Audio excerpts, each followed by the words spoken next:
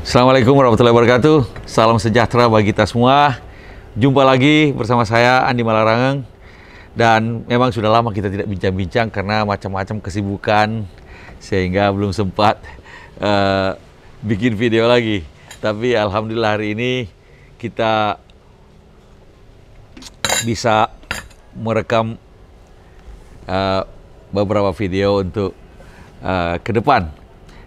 Karena memang juga proses pemilu kita semakin lama semakin mengerucut dan memang waktu menuju ke pemilihan umum boleh dikata tinggal 4 bulan. Sebentar lagi kita akan melihat pendaftaran Capres-Cawapres yang akan dibuka mulai tanggal 19 Oktober ini. Kalau tidak salah selama seminggu, sehingga kita bisa melihat siapa-siapa saja yang terdaftar atau mendaftarkan diri sebagai Capres-Cawapres. Tentu saja dengan ketentuan bahwa memenuhi syarat dukungan partai sebanyak 20% kursi atau 25% suara. Dan kalau kita menggunakan persyaratan itu, tampaknya memang hanya ada 3 calon presiden yang bisa maju atau mendaftarkan diri di KPU untuk Pilpres 2024. Yang pertama tentu saja yang sudah mendeklarasikan diri capresnya yaitu Anies Baswedan dan Muhaimin Iskandar, itu satu.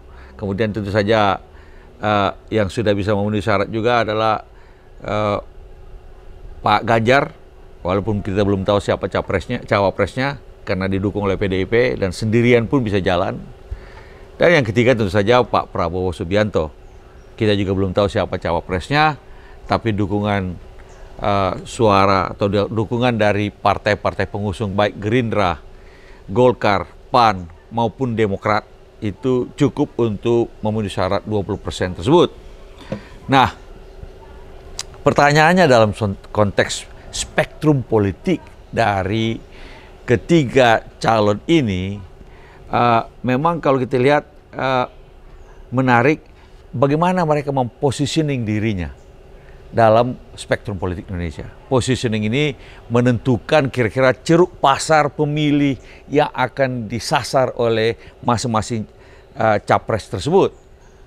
Kalau kita lihat memang di satu sisi ada capres Pak Ganjar yang PDIP sendiri melalui sekjennya sudah mengatakan diri partai kiri progresif. Jadi dia mengambil positioning di kiri saya ini ya, mungkin kalau Anda pemirsa tentu di sebelah kanan, tapi maksud saya kiri saya ini, dia di kiri. Nah, pasarnya tentu saja ya elemen-elemen yang bersifat kiri, lebih sosialistis barangkali, mungkin istilah kerakyatan dipakainya istilah, tapi di Indonesia kiri itu atau di dunia pun kiri itu adalah aliran politik yang biasanya lebih sosialistis, yang lebih, walaupun tentu saja kebijakan belum tentu, tapi paling tidak mendeklarasikan diri sebagai kiri progresif. Kalau Pak Anies Baswedan, kita lihat lebih dekat dengan kelompok-kelompok Islam yang tampaknya mungkin bisa saja dikatakan sebagai aliran ke arah kanan dari spektrum, di positioningnya adalah di kanan dari spektrum politik.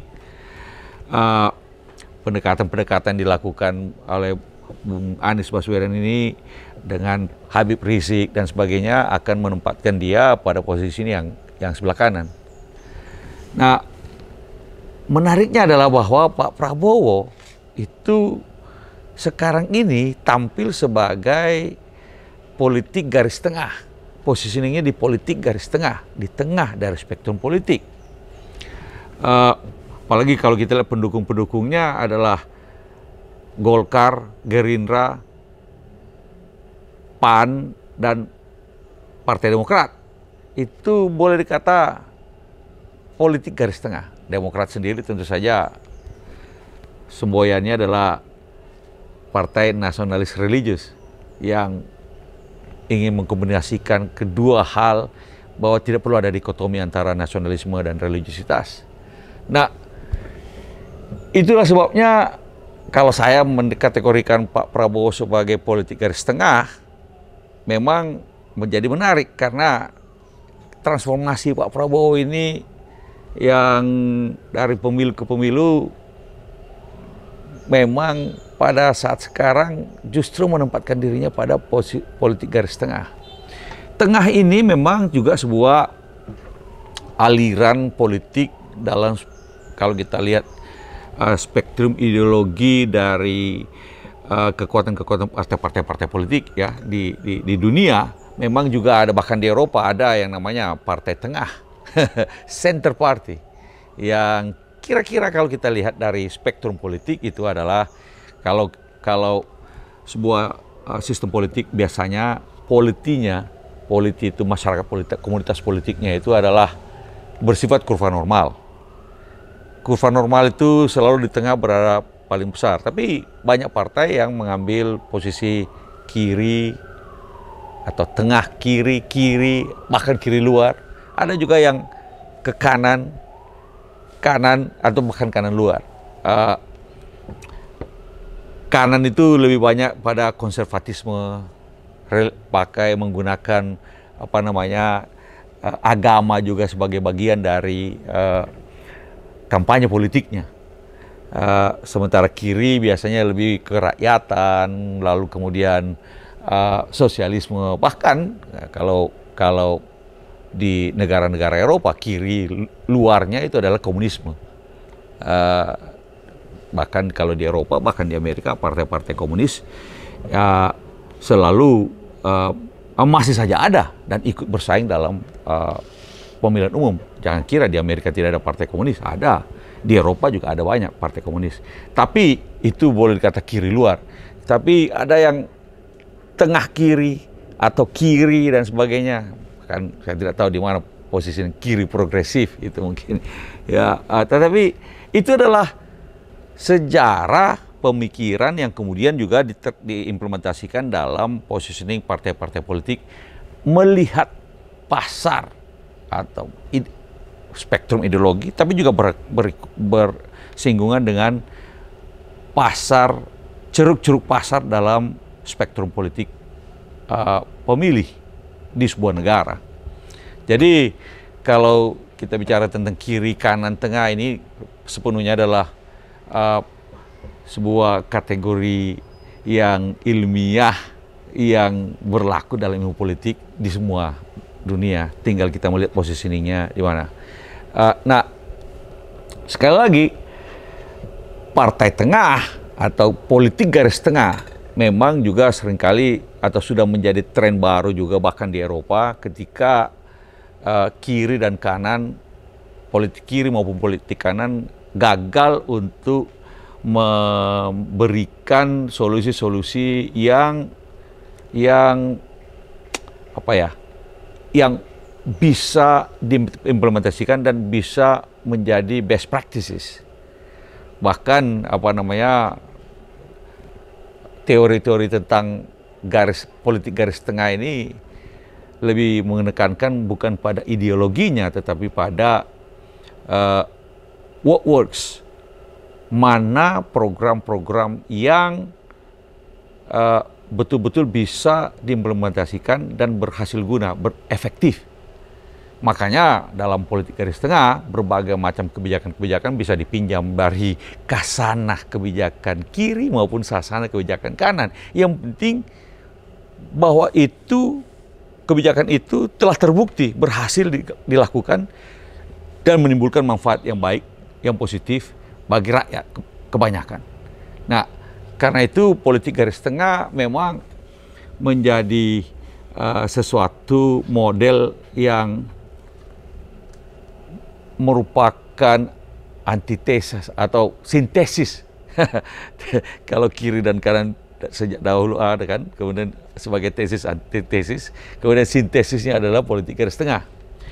Memang politik garis tengah menjadi menarik ketika muncul polarisasi yang berlebihan di sebuah negeri.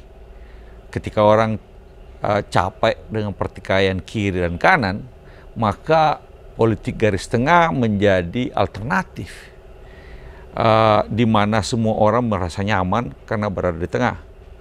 Dalam konteks politik percapresan Indonesia menjadi menarik, misalnya kalau Pak Ganjar kemudian mengambil garis kiri progresif, kemudian Pak Anies mengambil garis kanan, bolehlah anggap juga kanan progresif. Lalu Pak Prabowo berada di tengah. Dan kalau tiga pasang ini ada 2 putaran, nah, ini kan ada 2 putaran, artinya tidak ada satupun capres yang bisa mengambil 50% plus 1 suara pada putaran pertama, karena harus menang 50% plus 1. Nah, kalau tidak ada yang bisa meraih suara 50% plus 1 itu, maka akan ada putaran kedua. Kalau menariknya posisi tengah itu adalah begini. Kalau yang kanan tersisih duluan, maka sulit sekali dari pendukung-pendukung yang kanan, yang berada pada posisi kanan, kemudian melompat ke kiri.